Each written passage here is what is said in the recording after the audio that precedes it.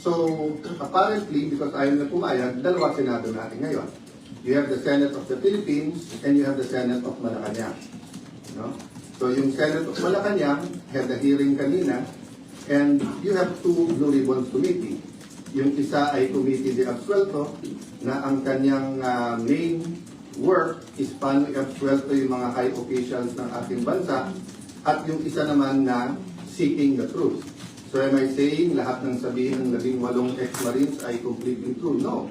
What I'm saying is nga, give them a chance. I heard they have other evidence, including videos.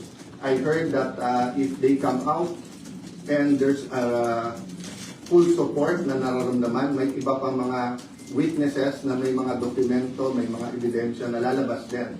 So as a nation, we have to decide whether the Senate will be under the thumb of Malacanang. And now that it is very clear to us that the biggest ever corruption scandal is the flood control scandal, if it's acceptable to us that we witnessed this morning the biggest cover-up committee hearing of our generation. Diba? So ganun lang kasimple yun.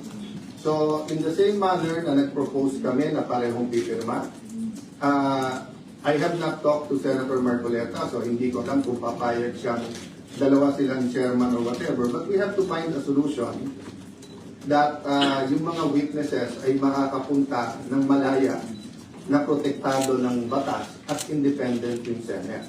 Having said that, mahaba panahon, as I said kanina, let's focus on Mindanao and on the relief and rehabilitation, especially kung may mga lives that are at stake now